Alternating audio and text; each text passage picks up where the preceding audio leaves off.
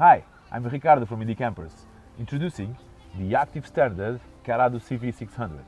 With your campervan, you get two keys, one for the ignition and to lock all the doors, and one that opens the compartments and also the water filling. Your campervan runs on diesel. To refill it, open the lid, use the ignition key to insert it and take it out. Also, to fill the AdBlue, use this cap here. Your handbrake is located on the left side, so make sure to unbrake the car before you start. Also, you can adjust the seating position with these two levers. Your campervan is equipped with automatic transmission. To start your car, place your foot on the brake, turn the key, and then changing gears by pressing this button, either parking, reverse, neutral, or drive. You can also select your drive modes by pushing this button here. On the steering wheel, you will find all the controls for the speed limiting and also cruise control, and for the Bluetooth of your mobile phone to start your dials and to control all the cockpit features. All the climate control buttons can be found on the central console.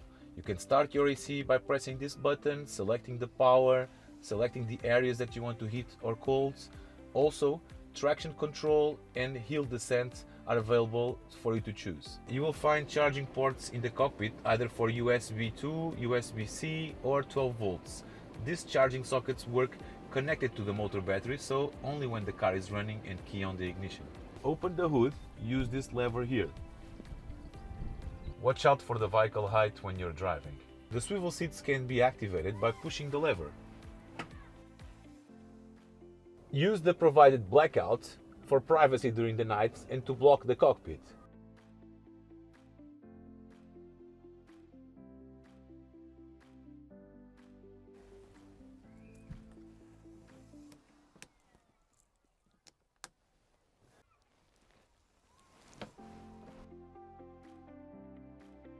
Your sliding door is equipped with a mosquito net.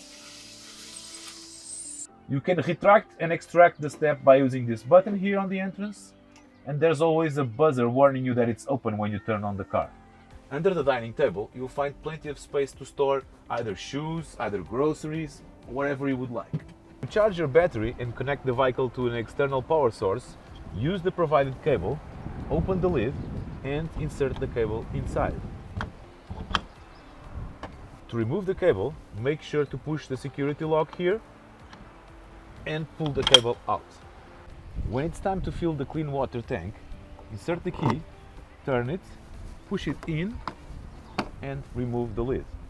Fill it with the hose in the camping site and you can control the water level in your panel. Connect the lever in the adapter under the car and turn it to open the wastewater tank. This is the exhaust system for the Truma heating, either for the hot air, either for the hot water. Please do not cover it. To access the toilet cassette compartment, use also the small key, insert it in the lock, press it in, and also this button, and lift the lid. To remove the toilet cassette, make sure the guillotine is closed inside on the toilet, then press this blue button and push it outside. When your toilet cassette tank is full, it's time to get it empty. Find a designated spot in the camping sites and take it there. You also have here a small lever that you can use the wheels to drag it across the camping site. To empty the cassette toilet, first of all, you need to turn the drainage tank and then unscrew the cap. When you are at the designated spot to empty the toilet cassette, turn the drainage tube like this and unscrew the cap. After, you have this little blue button that lets air inside so it doesn't splash. So just point it to the drainage sewage, press the button and empty the toilet cassette. After the tank is emptied, we need to clean it. So slide this lid and open the guillotine. Pour water inside, close it back, shake it to clean it and empty it back again. To finish, put the lid back on and screw it and place it inside the camper. In the rear, you will find the gas compartment. Press the two buttons to open it. The gas compartment has space to store up to 2 bottles. These gas bottles will feed the gas stove and the heating system, either for the air and for the water. Make sure that the gas bottles are well secured when you're traveling. To open the gas valve, turn the adapter anti-clockwise. Your campervan is equipped with a bike rack that can take up to 2 bicycles. To use it, first of all, remove the security strap. Place your bicycle on the rack and make sure to secure the wheel with this strap. Use this holder to secure the bicycle by screwing it in and securing the bicycle on top. When not using the bicycle rack, please remove the top holder by pulling this and taking it out. When closing the bike rack, make sure to secure it with the strap. To extend your dining table, pull this lever here and rotate the table out. To operate the windows across your campervan, make sure to open all the latches and push the window outside until you hear the click. All the windows are equipped with a mosquito net for the day and a privacy blackout for the night. To close the windows, gently pull it up and let it go down. Make sure to close all the latches. To avoid dangerous fumes to come inside your campervan, the heating system is equipped with a sensor. This sensor detects if the window is open. So with the window open, you will not be able to operate the heating system. Make sure it's closed with the sensor touching so that you can have heating either for air, either for hot water. The rear seats are equipped with 2 seat belts and Isofix attachment system for baby child seats. The anti-frost valves and also the gas shut-off valves are located under the seat.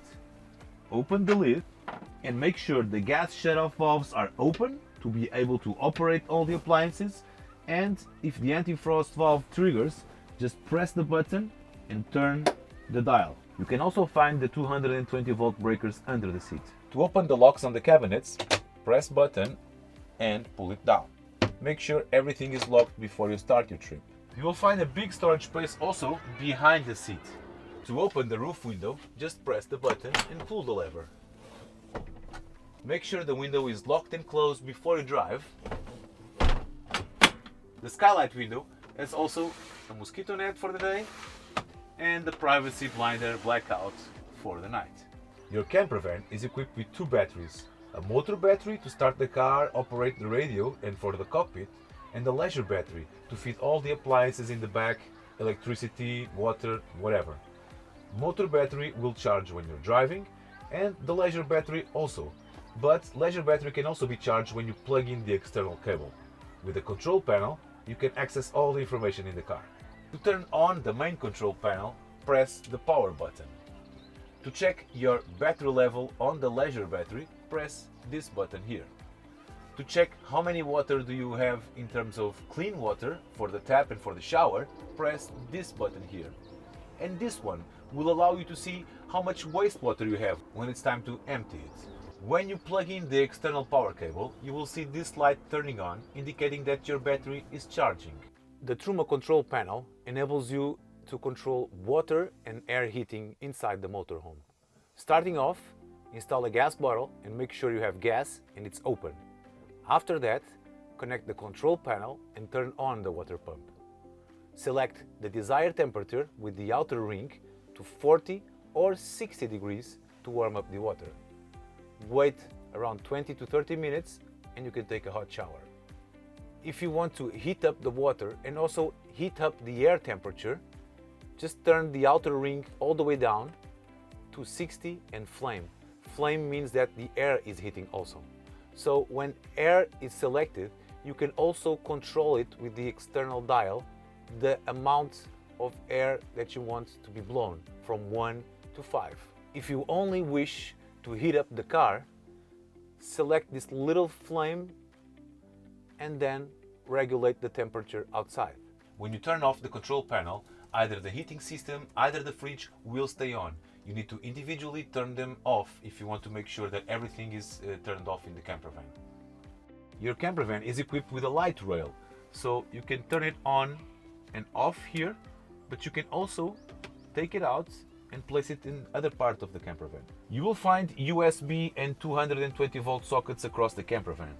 all the 220 volt sockets will only work when you are connected with a cable outside to external power source. In the kitchen, you will find a 2-gas burner and running water, either hot or cold.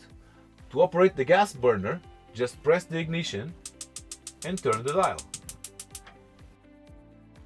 The control panel for the fridge can be found here under the kitchen balcony. The fridge door is easily accessible here. Your fridge runs with 12 volts from the battery or 220 volts from the external power source. To turn it on, just long press the power button until you see the lights coming on. To select the power mode, press the blue moon here for a long time until it blinks, and then select the desired power that you want on your fridge. If the blue moon is on, it means that you are in energy saving mode. By pressing it and long pressing it and taking it out, you take it out of energy saving mode. The fridge will still be on even when you turn off the control panel.